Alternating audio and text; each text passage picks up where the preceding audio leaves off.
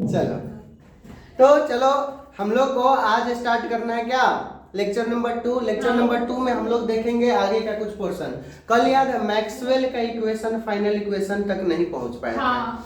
हम लोग यहाँ पर एम्पियर्स मैक्सवेल लॉ पढ़ा दिए थे। अब मैक्सवेल का इक्वेशन देखो, याद है सबसे पहला दिन जो पहला लेक्चर में जो हम पढ़ाए थे, सबसे पहला वर्ड वो क्या था, मैक्सवेल इक्वेशन का डिफिनीशन था। याद है, लेकिन उस डिफिनीशन को पढ़ो तो कुछ सही से समझ में नहीं आएगा, ठीक है ना। उसमें सीधा लिखा हुआ है क्या कि मैग्नेटिक फील्ड, इलेक्ट्रिक फील्ड और सोर्स वगैरह की वजह से जो होता है, ठीक है, उसमें जो चेंजिंग, उसको हम लोग मैक्सवेल इक्वेशन बोलते हैं। लेकिन एक्चुअल में मैक्सवेल इक्वेशन क्या है वहां पे हम नहीं बताए थे, ठीक है ना। तो वो बताए इसलिए नहीं थे क्योंकि उस समय ये पता भी नहीं चलता, ठीक है। तो आज जो है हम लोग पहले नोट से स्टार्ट करने जा रहे हैं। सबसे पहला नोट पॉइंट क्या है कि इलेक्ट्रिक फील्ड और मैग्नेटिक फील्ड। तो याद करो हम लोग को फैराडे लॉ क्या बताया था, हेलो, फैराडे लॉ क्या बताया था, हाँ, चेंज इन मैग्नेटिक, ये इलेक्ट्रिक सॉरी मैग्नेटिक फील्ड होगा चाहे मैग्नेटिक फ्लक्स होगा तो उससे क्या प्रोड्यूस होगा, इलेक्ट्रिक फील्ड, ठीक है ना।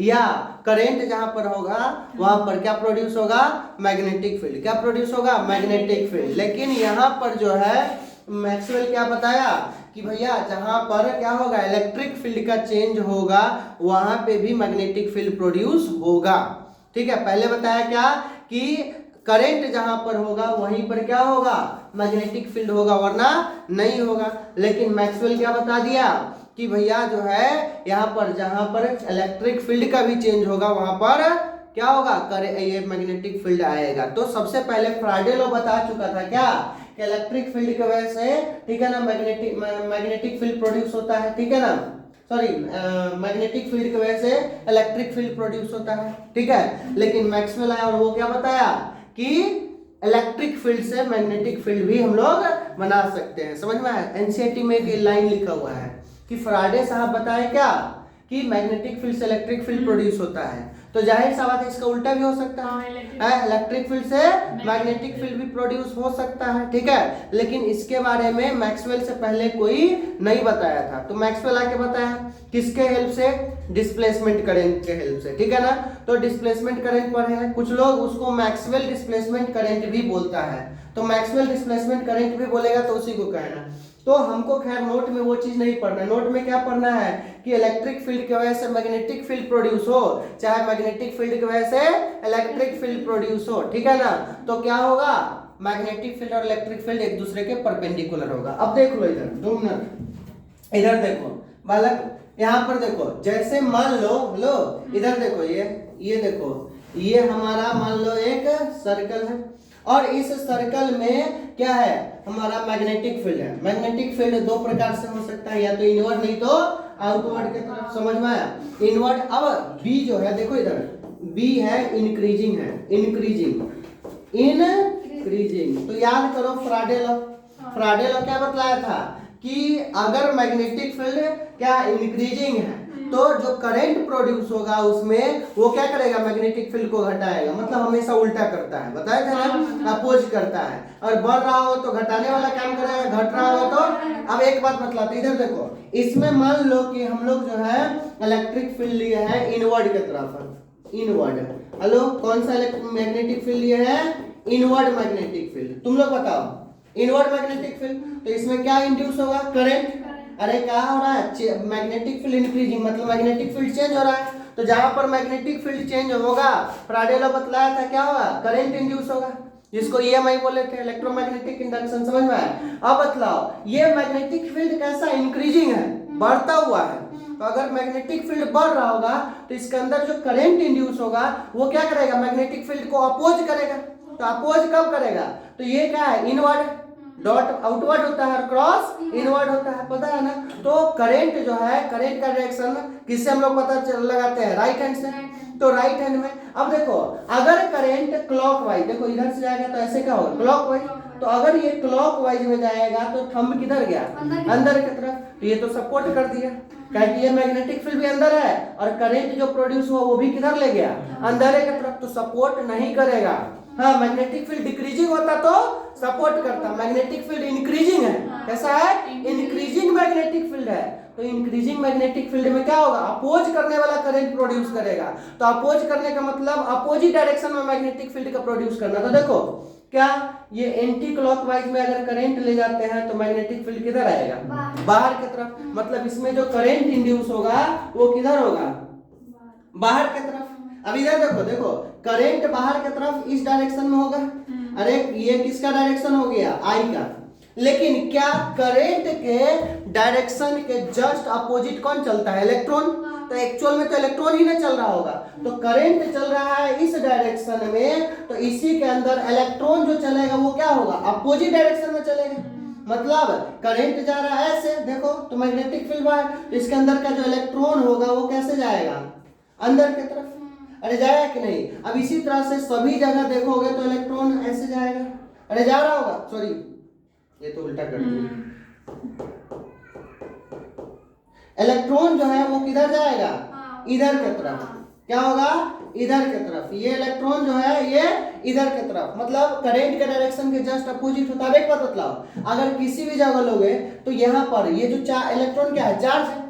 और चार्ज की वजह से क्या प्रोड्यूस होता है, इलेक्ट्रिक फील्ड। अरे चार्ज की वजह से क्या प्रोड्यूस होता है। अब एक बात बतलाओ, तो यहाँ पर ये इलेक्ट्रॉन जो है ना, इसके वजह से क्या होगा, इलेक्ट्रिक फील्ड। अब ये इलेक्ट्रिक फील्ड क्या होगा, जिधर जा रहा हो उसके टेंजेंशियल ये इधर होगा, ये इधर होगा, यहाँ पे होगा तो इधर, यहाँ पे होगा तो इधर, यहाँ पे होगा तो इधर, हर जगह टेंजेंशियल होगा। अब एक बात बतलाओ, किसी एक पॉइंट का ले लो, तो मैग्नेटिक फील्ड कहाँ जा रहा है, अंदर, और इलेक्ट्रिक फील्ड कहाँ आ रहा है, नीचे, इधर, ऊपर, हर जगह। तो बतलाओ ये ऐसे जा रहा है। देखो ये पेन जो है ये वाला, ये मार्कर क्या है हमारा, ये क्या है हमारा, अरे ये क्या है बताओ, ये क्या है, मैग्नेटिक फील्ड जो कि हमारे तरफ आ रहा है। और ये देखो ये जो है इलेक्ट्रॉन का मूवमेंट, और उसी के डायरेक्शन में क्या हो जाएगा हमारा, इलेक्ट्रिक फील्ड। तो ये इलेक्ट्रिक फील्ड, देखो इलेक्ट्रिक फील्ड किसी भी पॉइंट पर लोगे तो ये क्या हो रहा है, देख रहे हो, ये इलेक्ट्रिक फील्ड, मतलब ये मैग्नेटिक फील्ड है, ये हमारा क्या है, मैग्नेटिक फील्ड। और ये क्या हो गया, इलेक्ट्रिक फील्ड। ये ऐसे जा रहा है, तो देख रहे हो ये क्या हो गया, परपेंडिकुलर है कि नहीं। अरे क्या है ये, परपेंडिकुलर है। अरे है कि नहीं। तो किसी भी पॉइंट पे ले जाओ तो इलेक्ट्रिक फील्ड मैग्नेटिक फील्ड क्या आ रहा है, परपेंडिकुलर टू ईच अदर आ रहा है कि नहीं।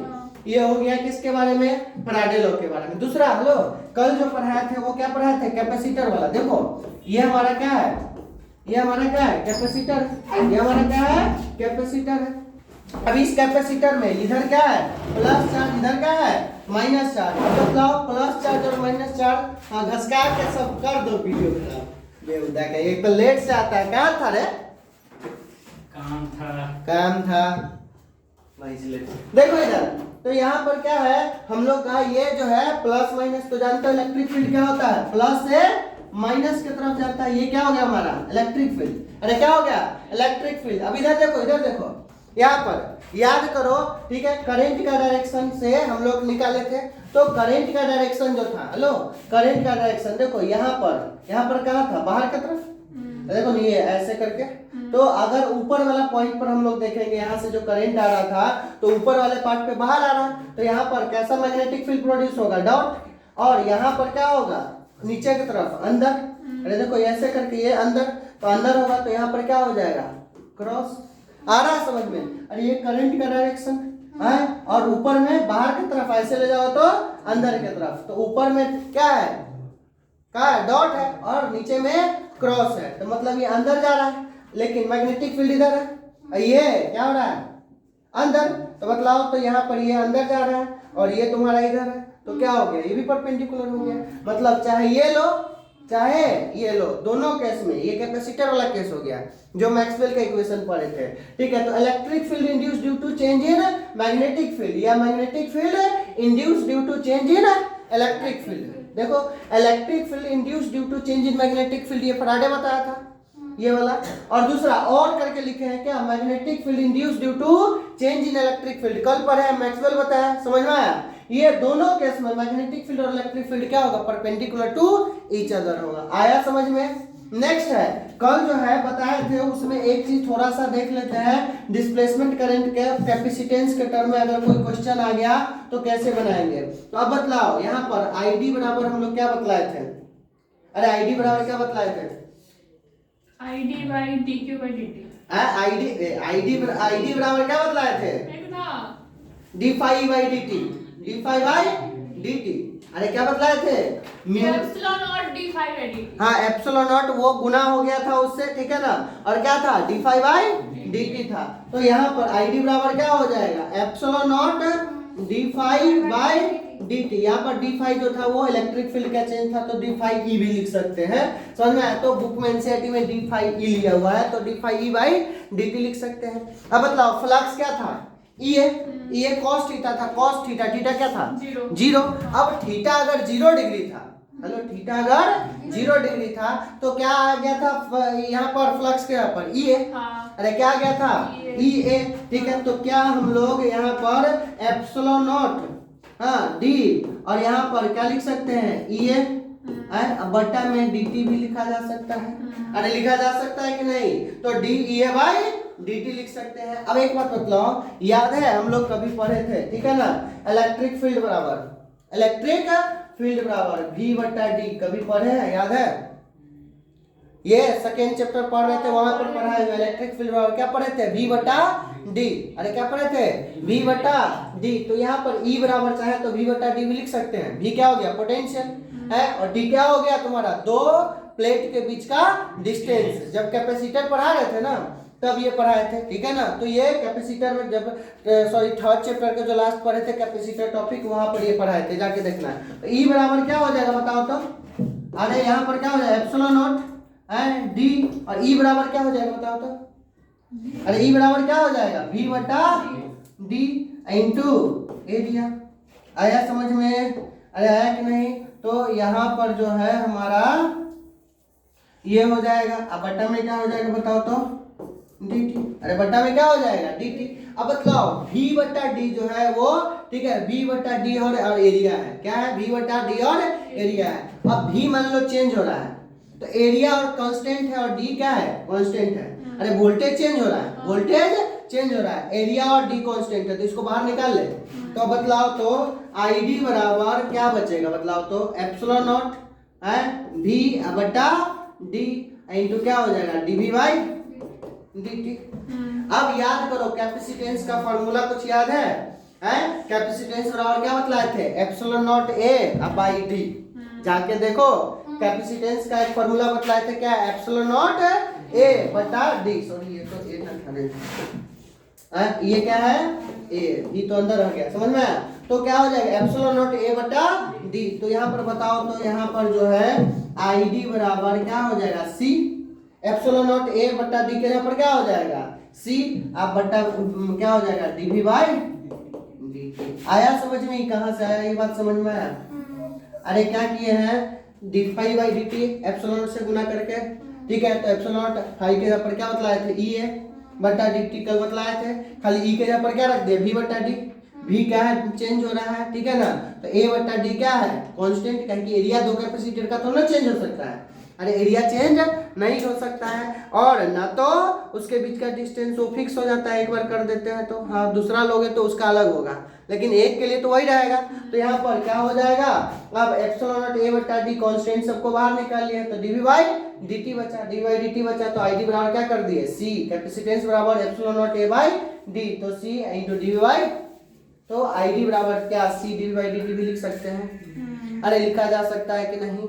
लिखा जा सकता है। चलो तो अब जो है हम लोग जो है ये तो नोट का सारा पॉइंट पढ़ लिए, जो भी छूटा फूटा था सारा पॉइंट पढ़ लिए, ठीक है ना। अब जो है हम लोग पढ़ने जा रहे हैं, पता है क्या?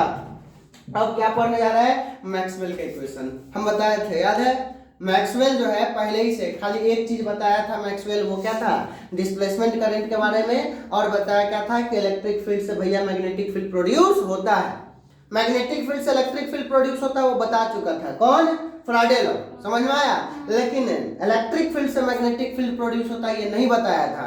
बस इस क्वेश्चन को लेकर के मैक्सवेल क्या किया? पढ़ाई करना स्टार्ट किया, और क्या किया? पूरा मतलब कि इसको समझाया डिस्प्लेसमेंट करंट के थ्रू। समझ में आया कि नहीं? तो मैक्सवेल क्या किया है, जितना भी अभी तक हम लोग फिजिक्स में पढ़े हैं ना अलग अलग जगह पर, ठीक है ना, इलेक्ट्रोस्टैट में, मैग्नेटिज्म में, उस सब को कंबाइन करके और अपने हिसाब से, ठीक है ना, वर्क करके और उस पर एक इक्वेशन बताया, जिससे हम लोग को इलेक्ट्रोमैग्नेटिक वेव को सही तरीका से समझाने का काम किया है कि इलेक्ट्रोमैग्नेटिक वेव एक्चुअल में होता क्या है। तो देखो इलेक्ट्रोमैग्नेटिक वेव हम पहले ही बता चुके हैं कि इलेक्ट्रोमैग्नेटिक वेव में क्या होता है, इलेक्ट्रिक फील्ड जो होता है और मैग्नेटिक फील्ड ये दोनों जो है वो परपेंडिकुलर होता है। तो देखो हम लोग कैपेसिटर में याद बतलाए थे, इलेक्ट्रिक फील्ड जैसे चार्ज से करंट, करंट से चार्ज हो रहा था, करंट से चार्ज, चार्ज से करंट। अब करंट की वजह से क्या प्रोड्यूस होता है, मैग्नेटिक फील्ड, और चार्ज की वजह से क्या प्रोड्यूस होता है, इलेक्ट्रिक फील्ड। तो देखो हम लोग जो है अगर यहाँ पर देखो, यहाँ पर अगर हम लोग ग्राफ देखेंगे किसका, यहाँ पर वेव का, ठीक है ना, किसका, प्रोपगेशन ऑफ वेव का।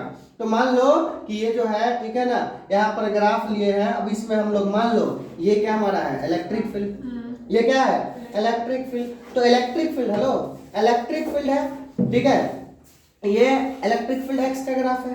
तो मैग्नेटिक फील्ड क्या होगा, इसके परपेंडिकुलर, क्या होगा, परपेंडिकुलर। तो ये देखो ये इलेक्ट्रिक फील्ड हो गया हमारा, क्या हो गया, इलेक्ट्रिक फील्ड। इलेक्ट्रिक फील्ड के बाद यहाँ पर हमारा क्या हो जाएगा, मैग्नेटिक फील्ड किसमें होगा, जेड एक्सिस में। तो जेड एक्सिस को इस तरह से बना लो, ये इस तरह से हो गया ये। फिर यहाँ पर जो है हमारा क्या हो जाएगा, इस तरह से, सॉरी, फिर यहाँ पर इस तरह से, फिर यहाँ पर इस तरह से। तो ये क्या हो गया, जेड एक्सिस में। अरे क्या हो गया, जेड एक्सिस में। देखो अब एक बात बतलाओ, यहाँ पर इलेक्ट्रिक फील्ड आएगा, इलेक्ट्रिक फील्ड की वजह से क्या आएगा, मैग्नेटिक फील्ड, मैग्नेटिक फील्ड के वजह से फिर इलेक्ट्रिक फील्ड, इलेक्ट्रिक फील्ड की वजह से मैग्नेटिक। मतलब क्या होगा, इलेक्ट्रिक फील्ड मैग्नेटिक फील्ड को इंड्यूस करेगा, मतलब इलेक्ट्रिक फील्ड मैग्नेटिक में, एक बार इलेक्ट्रिक फील्ड दे दो तो इलेक्ट्रिक फील्ड किस में कन्वर्ट होगा, मैग्नेटिक में। मैग्नेटिक फील्ड फिर जीरो होगा तो किस में कन्वर्ट होगा, इलेक्ट्रिक फील्ड में। इलेक्ट्रिक फील्ड जीरो होगा तो फिर मैग्नेटिक फील्ड में। तो मतलब electric field magnetic field, magnetic field से इलेक्ट्रिक फील्ड में ये कन्वर्ट होते हुए आगे बढ़ते जाता है। आया समझ में, अरे आया कि नहीं। देखो यहाँ पर जो है इलेक्ट्रिक फील्ड से मैग्नेटिक फील्ड, मैग्नेटिक फील्ड से इलेक्ट्रिक फील्ड बनते जाता है। अब इसी सब चीज को एक्सप्लेन किया था कौन, मैक्सवेल अपने इक्वेशन से, लेकिन ये इसका इक्वेशन नहीं था। देखो नाम लिखा हुआ है ऑलरेडी, क्या लिखा हुआ, पहला गॉस लॉ फॉर इलेक्ट्रिसिटी, दूसरा क्या है, गॉस लॉ फॉर मैग्नेटिज्म, तीसरा क्या है, फ्राडे लॉ, और चौथा जो लॉ था उसमें भी एम्पियर का आधा अधूरा लॉ को पूरा करके एम्पियर मैक्सवेल लॉ बना है। आया समझ में। और चारों को समराइज करके एक साथ इलेक्ट्रोमैग्नेटिक वेव को समझाया हुआ है, इसलिए इसको क्या बोल दिया, मैक्सवेल इक्वेशन। तो मैक्सवेल का टोटल क्या है इक्वेशन, 4 को। बुक में क्या किया हुआ है ना, सबका जो है खाली ये क्या कहते हैं, फॉर्मूला लिख के छोड़ दिया हुआ है। मैक्सवेल इक्वेशन लिख दिया हुआ है हेडिंग, और क्या लिख के छोड़ दिया, फॉर्मूला। लेकिन हम जो है ये सब, क्योंकि वो ऑलरेडी पढ़ा चुका है, मतलब कि पहले चैप्टर में डाल चुका है, लेकिन ये जो है हम रिकैप के लिए तुम लोग को डाल दिए हैं। पहला क्या है, गॉस लॉ फॉर इलेक्ट्रिसिटी। तो गॉस लॉ फॉर इलेक्ट्रिसिटी क्या था कि इलेक्ट्रिक फ्लक्स अगर कोई भी सरफेस से क्या होगा, पास होगा, तो क्या हो जाएगा, वो one electric flux through a close surface is 1/ε0 times the total charge enclosed by the surface. समझ में आया कि जितना टोटल चार्ज, याद है Q/ε0, Q/ε0 बतलाए थे, मतलब 1/ε0 टाइम चार्ज के बराबर हो जाएगा। समझ में आया।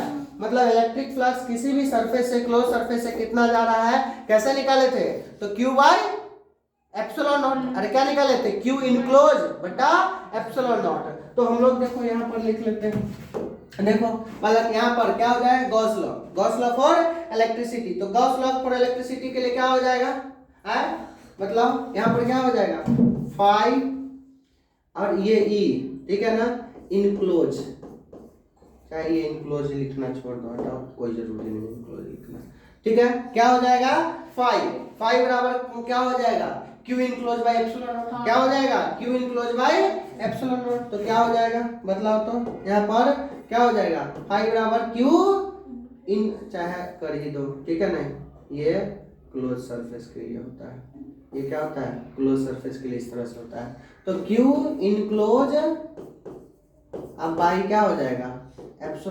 अरे क्या हो जाएगा, Q इनक्लोज बाय ε0 हो जाएगा। और फाई के जगह पर हम लोग क्या लिख सकते हैं, E डॉट डी है। अरे फाई के जगह पर हम लोग और क्या लिख सकते हैं, E डॉट डी है। ये इस तरह से इनक्लोज का सिंबल होता है। तो क्या हो जाएगा, Q इनक्लोज, अब बट्टा में क्या हो जाएगा, ε0। ये हमारा हो जाएगा पहला इक्वेशन, ठीक है। मतलब जो गॉस लॉ का था ना, उसी को मैक्सवेल का पहला इक्वेशन बोल दिया। आया समझ में। दूसरा क्या है हमारा, गॉस लॉ फॉर मैग्नेटिज्म, ये भी क्लोज सरफेस के लिए होता है। क्या बतलाया था गॉस लॉ ऑफ मैग्नेटिज्म है कि मैग्नेटिक फ्लक्स कोई भी क्लोज सरफेस से क्या हो जाएगा, जीरो हो जाएगा। क्या हो जाएगा, जीरो। तो मैग्नेटिक फ्लक्स क्यों जीरो होगा, देखो एक एग्जांपल बतलाते हैं। एक बात बतलाओ, मान लो कि इसके अंदर एक मैग्नेट रख दिया, क्या रख दिया, एक मैग्नेट। अब बतलाओ ये एक नॉर्थ होगा तो एक साउथ, साउथ से निकलता है कि नॉर्थ से, नॉर्थ से निकलता है, नॉर्थ से निकलता है। मान लो दो लाइन निकला, ठीक है, तो दो लाइन क्या होगा इसमें आएगा भी, जितना लाइन आया उतना लाइन निकल गया, तो क्या हो गया, फाइव क्लोज, जीरो हो गया। अरे क्या हो गया, मैग्नेटिक फ्लक्स, क्या मैग्नेटिक फ्लक्स क्या हो गया, टोटल जीरो, क्योंकि जितना इनपुट उतना ही आउटपुट हो जाएगा। तो क्या हो जाएगा, मैग्नेटिक फ्लक्स जीरो। समझ में आया कि नहीं। तो यहाँ पर मैग्नेटिक फ्लक्स, चाहे मैग्नेट को अंदर रखो चाहे बाहर रखो, जैसे मान लो ये मैग्नेट है और ये मैग्नेट है, ठीक है ना, यहाँ पर साउथ है, यहाँ पर नॉर्थ है। तो मान लो कि यहाँ पर एक बाहर में एक रख दिए, समझ में आया। तो यहाँ से अगर मान लो कि दो लाइन निकलेगा, तो अब बतलाओ तो अब होगा कि नहीं जीरो, अब होगा कि नहीं इसका जीरो मैग्नेटिक फ्लक्स, बिल्कुल होगा। देखो दो गया है तो ये जाएगा तो बाहर भी तो निकलेगा, तो जितना इन किया उतना ही आउट करेगा, तो क्या हो जाएगा, जीरो। समझ में आया। तो चाहे मैग्नेट अंदर रखो चाहे मैग्नेट बाहर रखो, दोनों केस में क्या हो जाएगा, मैग्नेटिक फ्लक्स थोड़ा इन क्लोज सरफेस क्या हो जाएगा, ऑलवेज जीरो होगा। चाहे मैग्नेट को बाहर रखो चाहे मैग्नेट को अंदर रखो, उससे फर्क नहीं पड़ता है। आया समझ में। तो 5b, यहाँ पर 5e था तो यहाँ पर क्या हो जाएगा, 5b, ठीक है ना। इनक्लोज के लिए इस तरह का सिंबल लगा दो तो क्या हो जाएगा, जीरो। अरे क्या हो जाएगा, जीरो। या यहाँ पर हम लोग ये भी लिख सकते हैं ऐसे, क्या लिख सकते हैं, यहाँ पर क्या लिख सकते हैं, ठीक है। तो इसको फाइव के जगह पर क्या लिख सकते हैं बताओ तो, फाइव के जगह पर क्या लिख सकते हैं, बी डॉट डी है, वहां पर ई डॉट डी है तो यहाँ पर बी डॉट डी है, तो क्या हो जाएगा, बी डॉट डी बराबर क्या हो जाएगा, जीरो। क्या हो जाएगा, ये ऑलवेज होगा। समझ में आया। नेक्स्ट है फ्राडेज लॉ। फ्राडेज लॉ क्या बतलाया था, है हाँ, कि चेंज इन फ्लक्स क्या हो जाएगा, किसके बराबर हो जाएगा, चेंज इन मैग्नेटिक फील्ड या फ्लक्स इंड्यूस इलेक्ट्रिक फील्ड या इंड्यूस ईएमएफ के बराबर हो जाएगा। आया समझ में है। मतलब क्या हो जाएगा, D phi B by D T. अरे क्या हो जाएगा, D phi B B D T. तो यहाँ पर बतलाओ क्या हो जाएगा, D phi B by D T बराबर क्या हो जाएगा, अरे क्या हो जाएगा, इलेक्ट्रिक फील्ड में चेंज होगा। किस में चेंज होगा, इलेक्ट्रिक फील्ड में चेंज होगा। तो इलेक्ट्रिक फील्ड में क्या हो जाएगा, phi E dot D L, phi E dot D L. आया समझ में।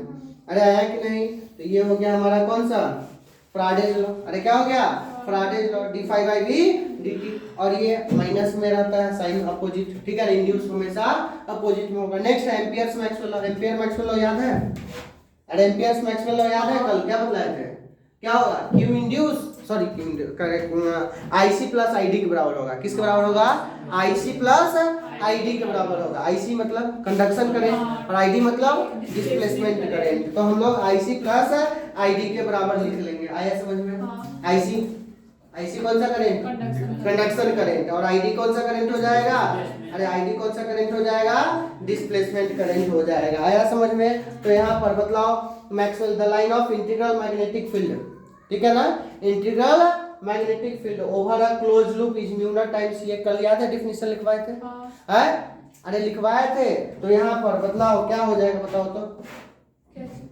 D five by D T बराबर क्या बतलाए थे, आईसी प्लस आईडी। अरे आईसी प्लस आईडी, आईडी के जगह पर क्या लिख सकते हैं, अरे आईडी के जगह पर और भी कुछ लिख सकते हैं, याद करो, हैं। अरे कल देखो ना, कल वाला एम्पियर मैक्सवेल लॉ में नहीं लिखवाए थे, एम्पियर मैक्सवेल लॉ में क्या बतलाए थे, सब एकदम पढ़ती, मतलब सीधा छाप करके साफ है। वो तो आईसी था, DQ by DT, ID ID ID. देख यहाँ देख ले तू लोग, ये देख क्या बतलाए, याद है, आईडी डीक्यू है कि डी फाइव है, D phi B by D T है। तो यहाँ पर ये हो जाएगा, तो यहाँ पर क्या हो जाएगा मतलब, D phi B by D T बराबर क्या हो जाएगा, आईसी प्लस क्या हो जाएगा, epsilon not D phi E by आया समझ में? अरे आया कि नहीं? तो ये मैक्सवेल का चारों इक्वेशन, मैक्सवेल का 4 इक्वेशन हो गया। आया समझ में? यहाँ पर d∅dt के यहाँ पर b डॉट dl भी लिख सकते हैं, b डॉट dl भी लिख सकते हैं। समझ में आया? तो ये हो गया तुम्हारा क्या, मैक्सवेल का 4 इक्वेशन। देखो ये चारों इक्वेशन में से 3 गो इक्वेशन तो पहले ही से आया था, हाँ। बस सबको कंबाइन करके वर्क किया हुआ है कौन, मैक्सवेल साहब। समझ में आया? अब जो है हम लोग को यहाँ पर क्वेश्चन देखना है। देखो क्या ये क्वेश्चन बनेगा? देखो तो 2 मिनट जल्दी देखो तो, बना के देखो तो जल्दी देखो। चलो देखो क्या है इसमें क्वेश्चन में, कहा क्या रहा है, देखो क्या कर रहा है। The voltage between the plates of parallel plate capacitor of capacitance दिया हुआ 1 माइक्रोफैराड, मतलब C दिया हुआ है कितना, 1 microfarad, changing at the rate of 5 volt पर सेकेंड।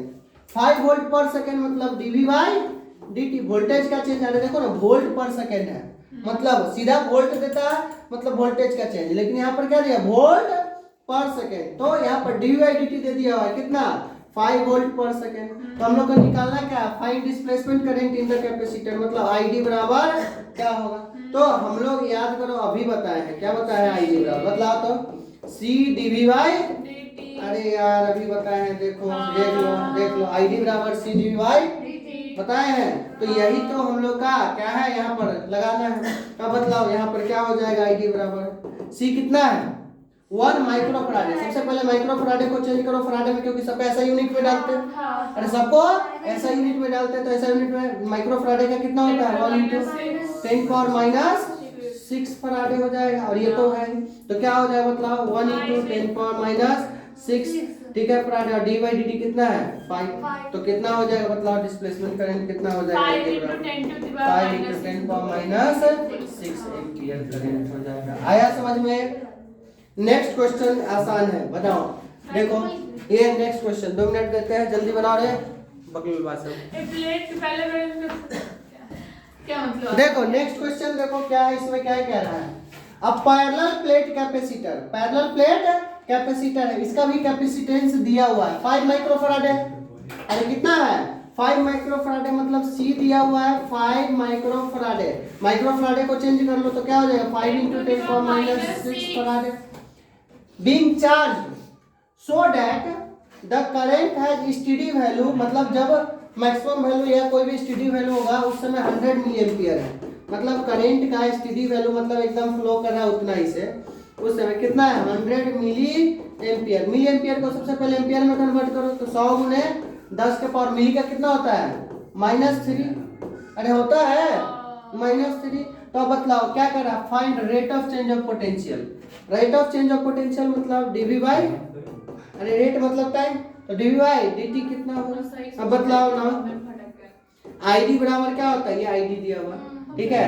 तो क्या हो जाएगा, C dV/, ID कितना है, 100 × 10⁻⁻3, C कितना है, 5 × 10⁻⁶ dV/dt। अब बताओ तो यहाँ पर क्या हो जाएगा, ये भाग हो जाएगा, तो dV/dt बराबर क्या हो जाएगा, 100 × 10⁻³ बटा 5 × 10⁻⁶। ये -6 हो जाएगा, ऊपर तो क्या हो जाएगा, +6। ये ऊपर जाएगा तो +6। ये कितना बार में कर देगा, 20 × 5 = 20 बार में। तो बदलाओ तो dV/dt कितना आएगा, 20 × 10⁻³ वोल्ट आएगा पर सेकेंड। dV/dt है ना, तो बतलाओ तो dV/dt चाहे तो ऐसे भी लिखा सकता है, 20 किलोवोल्ट पर सेकेंड। अरे 10⁻³ को। तो आज के लिए जो है हमारा ये लास्ट क्वेश्चन था, जो बहुत छोटा, ठीक है ना, क्लास हो गया है, ठीक है, लेकिन कोई बात नहीं है। ये देखो, ठीक है, तो आज के लिए इतना ही। कल जो है हम लोग जो है लेकर के आएंगे source of magnetism, source of electromagnetism, मतलब क्या सोर्स है उसके बारे में पढ़ेंगे, ठीक है। और उसके बाद जो है सिर्फ डिफिनीशन सब है, थोड़ा बहुत है, अल्फा रे, बीटा रे, गामा रे क्या होता है, मतलब मेन लेक्चर जो है कल जो होगा उसके बाद समाप्त हो जाएगा। आया समझ में? तो हम लोग का आज का लेक्चर यहीं पे समाप्त होता है। चलो, लव यू सो मच बच्चों, थैंक यू, और बाय बाय। लिख के कौन लिखा?